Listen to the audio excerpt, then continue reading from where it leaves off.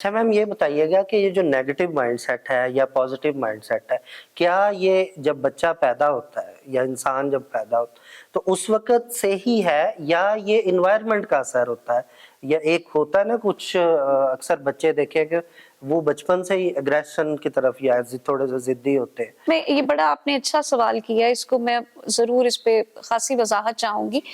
असल में होता क्या है कि अल्लाह ताला ने तो हमें अक्ल सलीम पे पैदा किया है, हमें तो खैर पे पैदा किया गया है।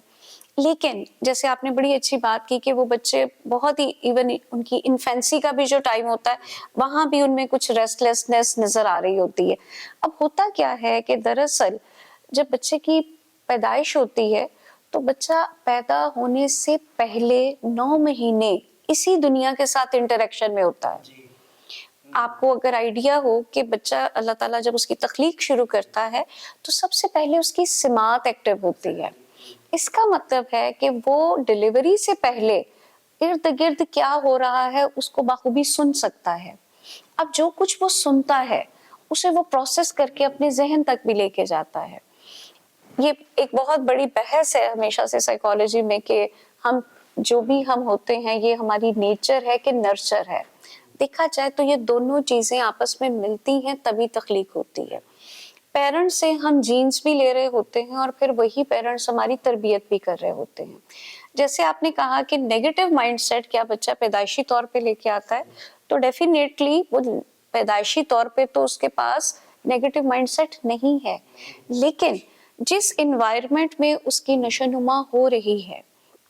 जिस तरह की आवाजें सुन के वो बड़ा हो रहा है और जिस वक्त उसकी तख्लीक हो रही है उस वक्त उसकी मदर का माइंडसेट क्या था। इसका मतलब वो अगर टेंशन में है वो टेंशन तो में बच्चा फिर है ऑटोमेटिकली और बच्चा वो चीजें उसी तरह से ले रहा होता है जैसे वो माँ से फूड ले रहा है, ऑक्सीजन ले रहा है, इसी तरह वो माँ के इमोशंस और फीलिंग्स भी ले रहा है, उसकी थॉट्स भी ले रहा है। तो इसी वजह से कहा जाता है कि जो प्रेग्नेंट औरत है उसका बहुत ख्याल रखना चाहिए।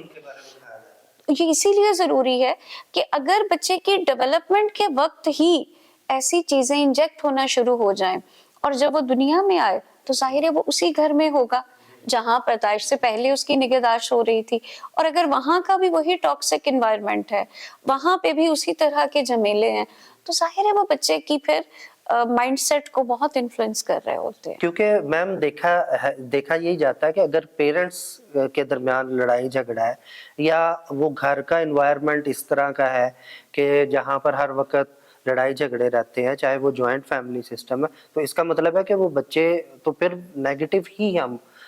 उनका माइंडसेट हो जाएगा। लेकिन यहाँ मैं एक चीज की जरूर तरदीद कर देना चाहूंगी कि बिल्कुल आप सही कह रहे हैं कि वो बच्चे की डेवलपमेंट में उसकी इब्तदाई अयाम में वो बहुत इंपॉर्टेंट रोल प्ले करते हैं। आपने देखा होगा कि बच्चा इरिटेशन बहुत शो करता है, शाउटिंग करता है, वो बल्कि बहुत हद तक चाहते ना चाहते अपने इर्द गिर्द के लोगों को कॉपी कर रहा होता है। जिस तरह से उसका बाप बोलता है बच्चा भी वैसे ही बोलेगा, जैसे घर में कोई और बात करता है बच्चा भी उसी तरह से बात करेगा। वो कॉपी कर रहा होता है कॉन्शियस लेवल पे भी, अनकॉन्शियस लेवल पे भी। लेकिन परवरदिगार ने हमें एक और भी नेमत से नवाजा है कि ये जब हम कहते हैं ना कि 18 साल की उम्र में बच्चा बालिग हो जाता है, ये जो बालिग होना है ऐसा नहीं है कि अगर इब्तदाई अयाम में एक खास तरह की तरबियत हो गई है तो अब ये उसकी तकदीर लिख दी गई है कि वो सारी जिंदगी ऐसा ही रहेगा। ऐसा नहीं है। जब वो बाशऊर होता है तो वो मुकम्मल तौर पे इख्तियार रखता है कि वो अपने माइंडसेट को भी चेंज कर सकता है, वो अपनी उन आदत पे काम कर सकता है जो अनहेल्दी हैं, वो अपने उन एस्पेक्ट्स पे बहुत बेहतर तरीके से हेल्प सीख कर सकता है जो उसकी फैमिली में मौजूद हैं और जिसको वो खुद भी रियलाइज करता है कि ये प्रॉब्लमैटिक